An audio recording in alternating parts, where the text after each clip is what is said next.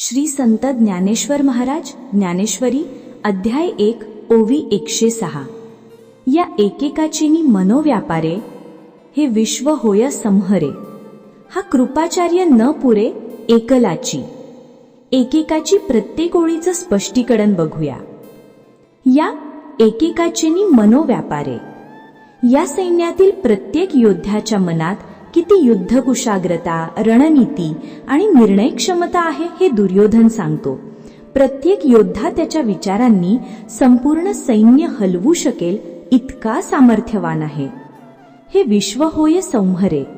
ते प्रत्येक योद्धे इतके शक्तिशाली आहेत की जर त्यांनी आपली संपूर्ण शक्ती लावली तर हे जगच नाश पावेल असा अतिशयोक्तीपूर्ण पण प्रभावी वर्णन दुर्योधन करतो।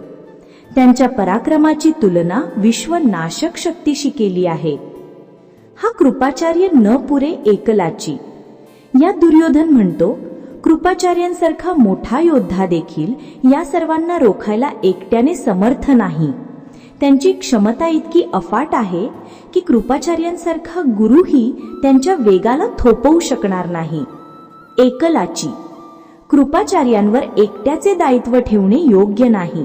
त्यांच्या इतक्या मोठ्या सैन्याला आवरण्यासाठी एकापेक्षा अधिक आत्मविश्वासू नेत्यांची गरज आहे। शिकवण बघू। या ओवीत दुर्योधनाच्या मनातील भय, आदर, भ्रम आणि युद्धाची गंभीरता दिसून येते। दुर्योधन पांडवांच्या सेनाबलाकडे पाहून स्तब्ध झाला आहे। प्रत्येक योद्ध्याच्या मनातील युद्ध कौशल्य, धैर्य आणि विचारशक्ती एवढी प्रबळ आहे की ते संपूर्ण युद्धाचे स्वरूप बदलू शकतात। जसे आपण जीवनात पाहतो, कधी कधी एकच व्यक्ती तिच्या धडाडीने, निर्णय क्षमतेने संपूर्ण परिस्थितीला वळण देऊ शकते। ओवीत म्हटले आहे की हे विश्व होय संहरे। ही अतिशयोक्ती नसून क्षमता आणि सामर्थ्याचे गर्भित वर्णन आहे। जेव्हा एखाद्या योद्ध्याच्या मनात निर्धार पेटतो तेव्हा त्याच्या कृतींचा प्रभाव संपूर्ण जगावर होऊ शकतो। हे आपल्यालाही शिकवते। आपला मनोव्यापार म्हणजे आपली खरी ताकद। मनातील विचार, वृत्ती, आत्मविश्वास यावरूनच आपण कोणत्या उंचीवर जाऊ शकतो हे ठरते। दुसरी महत्वाची शिकवण म्हणजे कृपाचार्यांसारखा महान गुरु देखील एकट्याने हे भार पेलू शकत नाही। म्हणजेच कितीही कुशल असलो तरी काही कामे एकट्याने करता येत नाहीत। जीवनात टीमवर्क, सहकार्य आणि योग्य लोकांची निवड ही अत्यंत आवश्यक आहे। दुर्योधनाच्या या वक्तव्यात त्याची असुरक्षितता आणि चिंताही दिसते। तो सतत इतरांच्या शक्तीचा उल्लेख करतो कारण त्याच्या मनात भीती निर्माण झाली आहे। हे देखील आपल्याला शिकवते। मनात भीती असेल तर माणूस स्वतःच्याच विचारांनी संकट मोठे करून पाहतो। अध्याय 1 ओळी 107। एथ विकण वीरू आहे, हा अश्वत्थामा पेल पाहे, याचा आडादरू सदाम वाहे, कृतांतुमनी। या ओवीत संत तुकाराम महाराज एक गंभीर आध्यात्मिक संदेश देतात। एथ विकण वीरू आहे। या जगात जन्म मरण, सुख दुःख, यश अपयश यांची जी मोठी घालमेल आहे तो एक प्रकारचा व्यापारच आहे। हा विकर्ण म्हणजे देहाचा आणि संसाराचा व्यवहार जो कधीच थांबत नाही। या व्यवहाराला तोंड देणारा खरा वीर असतो। हा अश्वत्थामा पेल पाहे। इथे अश्वत्थामा म्हणजे प्रतिकात्मक, अहंकार, क्रोध, सूद, हट्ट, माणसातील न संपणारी नकारात्मकता। जसे अश्वत्थामा कधीच मरत नाही त्याप्रमाणे मानवातील अहंकारही सतत पुन्हा जागा होतो। तो पेलून घेणे म्हणजे त्याच्यावर विजय मिळवणे हे मोठ्या शक्तीचे काम आहे। याचा आडदरू सदाम वाहे। अहंकाराच्या मागे सतत एक भीती, असुरक्षितता, असंतोष वाहत असतो। अहंकार टिकवण्यासाठी मन सतत धावत राहतं आणि मनुष्य थकून जातो। कृतांतुमनी। कृतांत म्हणजे मृत्यू किंवा जीवनाचा शेवट। संत सांगतात की जो माणूस अहंकार, लोभ, राग या गोष्टींमध्ये अडकून राहतो त्याच्या मनात सतत मृत्यूचा, भीतीचा धागा धावत असतो। कारण अशा मनाला कधीच शांतता मिळत नाही। या जगात जगणे हा एक मोठा संघर्ष आहे। अहंकार, राग, हट्ट या अश्वत्थामाला पेलणे हीच खरी वीरता आहे। अहंकारी मनुष्याच्या मागे नेहमी भीती, असुरक्षितता आणि मृत्यूची सावली असते. जो ह्या गोष्टी ओळखतो आणि मनाचा अहंकार सोडतो त्याच्याच मनात खरी शांतता येते. अध्याय 1 ओळी 108. सर्माती जयो सौमदत्ती. इथे ज्ञानेश्वर महाराज दोन प्रसिद्ध योद्ध्यांचा उल्लेख करतात, सर्मातीजय आणि सौमदत्ती. महाभारताच्या संदर्भात हे असे योद्धे होते की त्यांच्या पराक्रमामुळे देवदेवता देखील थरथरत होते. ज्ञानेश्वर महाराज या योद्ध्यांचा उल्लेख करून सांगतात की या जगात असाधारण शक्ती आणि अनुपम पराक्रम असणारे मनुष्य झाले आहेत. ऐसे आणिकही बहुत आहती. म्हणजे हे दोनच नाहीत, इतिहासात असे अनेक पराक्रमी आणि तेजस्वी योद्धे गेले आहेत. या जगात शौर्य आणि सामर्थ्याची परंपरा अनादी काळापासून सुरू आहे. मनुष्य जातीमध्ये असामान्य शक्ती भरलेली आहे. याच्या बळामिती धाताही नसणे. येथे अत्यंत गूढ पण सुंदर अर्थ आहे.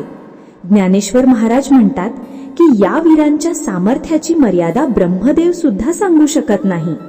त्यांच्या शक्तीचा अंतिम टप्पा काय आहे कोणालाही माहीत नाही. यातून ते उदाहरण देतात की मानवात दडलेली अंतःशक्ती असीम आहे. शिकवण बघू. या ओवीत ज्ञानेश्वर महाराज अत्यंत सूचक भाषेत एक मोठा तत्वज्ञानाचा संदेश देतात. ते म्हणतात की जगात अनंत पराक्रमी, बलाढ्य आणि तेजस्वी योद्धे झाले आहेत. सर्मातीजय, सौमदत्ती यांसारखे महापुरुष फक्त युद्धकुशलच नव्हते, तर आत्मबल, धैर्य, संयम आणि कर्तव्य भावना याचे एक जिवंत उदाहरण होते. ज्ञानेश्वर महाराज या योद्ध्यांचा उल्लेख करण्यामागील हेतू हा अर्जुनाला आत्मविश्वास देणं. श्रीमद भगवद्गीतेच्या आरंभी अर्जुन निराश होतो, मन खचतं, त्याला युद्ध अशक्य वाटतं. अशा वेळी ज्ञानेश्वर महाराज सांगतात, पहा, या जगात किती महान पराक्रमी लोक होऊन गेले आहेत.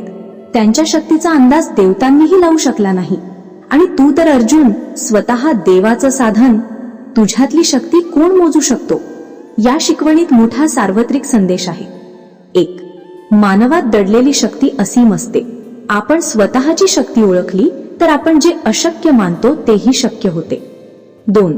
परिस्थिती मोठी असली तरी मन आणखी मोठं असतं. बाहेरील अडचणीपेक्षा आतील आत्मशक्ती श्रेष्ठ. 3. स्वतःची तुलना कधीही दुर्बलतेशी करू नये. इतिहासात कोण काय झालं यापेक्षा तुझ्या आतला अर्जुन जागा करणं महत्वाचं. 4. देव ही मोजू न शकणारी शक्ती मानवात आहे. हेच मानवाचे वैशिष्ट्य. 5. निराश झालेल्या मनाला उभारी देणारी ही ओवी आपल्याला सांगते, कधीही कमी समजू नकोस, तुझ्यातली ताकद अनंत आहे. अध्याय 1 ओळी 109. जे शस्त्रविद्या पारंगत मंत्रावतार मूत होकान जरा अस्त्र जात येथून रूढ मोध्यम 109. जे शस्त्रविद्येत अत्यंत प्रवीण आहेत, म्हणजे ज्यांना तलवार, भाला, धनुष्य, गदा इत्यादी सर्व शस्त्रांच्या वापरातील कौशल्य परिपूर्णपणे अवगत आहे. मंत्रावतार मूत, ज्यांनी मंत्रशक्ती आणि आध्यात्मिक सामर्थ्यही साधले आहे. मंत्रोच्चाराने शक्ती निर्माण करून युद्धात वापरण्याची क्षमता ज्यांच्यात आहे, असे विलक्षण पराक्रमी योद्धे. हो कांजळ अस्त्र जात, किंवा जे देवांनी दिलेल्या दिव्य अस्त्रांच्या विद्यात निपुण आहेत. ब्रह्मास्त्र, पाशुपतास्त्र, अग्न्यास्त्र, वरुणास्त्र इत्यादी महाअस्त्रांचे ज्ञान ज्यांना प्राप्त आहे. येथून रूढ असे हे सर्व प्रकारचे पराक्रमी, शक्तिशाली, दिव्य सामर्थ्य असलेले योद्धे पांडवांच्या बाजूने उभे आहेत. त्यांच्या पराक्रमाची कीर्ती चारही दिशांना पसरलेली आहे. शिकवण बघूया.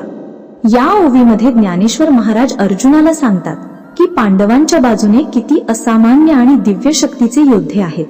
शस्त्रविद्येत पारंगत असलेले, मंत्रशक्ती प्राप्त केलेले आणि विविध दिव्य अस्त्रांमध्ये पूर्णपणे निपुण असणारे योद्धे पांडवांच्या सैन्यात आहेत. याचा उद्देश एकच, अर्जुनाचा धैर्य पुन्हा जागवणे. येथे शस्त्रविद्या, मंत्रज्ञान आणि अस्त्रजात ही 3 स्तरांची शक्ती दाखवण्यात आली आहे. हे मानवाच्या 3 गुणांचेही संकेत आहेत. 1. बाह्य कौशल्य, शस्त्रविद्या. जीवनात प्रत्येकाला काही कौशल्य असतात. त्या कौशल्याचा उपयोग परिस्थितीनुसार करता आला पाहिजे. कौशल्य कधीही निरुपयोगी नसतं. 2. अंतर्मनातील शक्ती, मंत्रावतार. हाच सर्वात महत्वाचा भाग.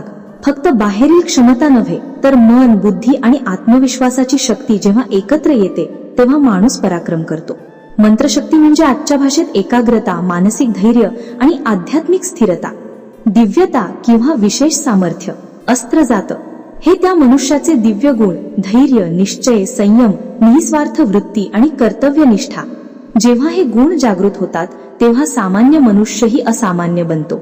ज्ञानेश्वर महाराज या ओवीत सांगतात की अर्जुना, तुझ्यासोबत अशा तिहेरी शक्तीचे अनेक योद्धे आहेत आणि त्यांच्यापेक्षा तू श्रेष्ठ आहेस. त्याचप्रमाणे आपल्यालाही जीवनात भीती वाटते तेव्हा हेच स्मरण ठेवावे. आपल्याच शक्ती आहे, मनाचे सामर्थ्य आहे आणि एक दिव्य शक्ती म्हणजे अंतरात्मा आहे.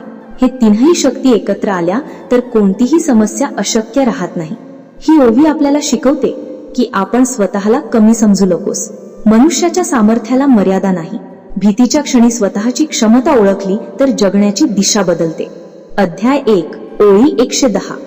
हे अप्रतिम मल्ल जगी पुरता प्रतापू अंगी परिसवे, प्राणे मजची लागी आराईले असती. 110. हे अप्रतिम मल्ल जगी. हे योद्धे जगात अतुलनीय आहेत. त्यांच्या सामर्थ्याची, पराक्रमाची तुलना कोणाशी करता येत नाही. ते खरे अर्थाने जगात अप्रतिम असे मल्ल म्हणजे योद्धे म्हणजे वीर आहेत. पुरता प्रतापू अंगी. त्यांच्या अंगी पूर्ण प्रताप, तेज आणि सामर्थ्य आणि युद्ध कौशल्य भरलेले आहे. ते कुठल्याही रणांगणात विजय मिळवू शकतील असे प्रखर पराक्रमी आहेत. परिसवे प्राणे मजची लागी आराईले म्हणजे ते स्वतःच्या जीवावर उदार होऊन जीवनाचा धोका स्वीकारून माझ्यासाठी युद्ध करण्यास सज्ज झाले आहेत. त्यांनी स्वतःला पूर्णतः समर्पित केले आहे. शिकवण बघू. या ओवीत ज्ञानेश्वर महाराज अर्जुनाला म्हणतात की पांडवांच्या बाजूने किती असामान्य आणि दिव्य शक्तीचे योद्धे आहेत. शस्त्रविद्येत पारंगत असलेले, मंत्रशक्ती प्राप्त केलेले आणि विविध दिव्य अस्त्रांमध्ये पूर्णपणे निपुण असणारे योद्धे पांडवांच्या सैन्यात आहेत. येथे शस्त्रविद्या, मंत्रज्ञान आणि अस्त्रजात ही 3 स्तरांची शक्ती दाखवण्यात आली आहे. परिस्थिती मोठी असली तरी मन आणखी मोठं असतं. कधीही स्वतःची तुलना दुर्बलतेशी करू नये. यांच्या बाजूने कुशल असे योद्धे आहेत तर यांच्याकडे गुरुंगराज आहेत की ज्यांनी आपला प्राण स्वतःच्या नावाच्या आहुतीसाठी दिलेला आहे.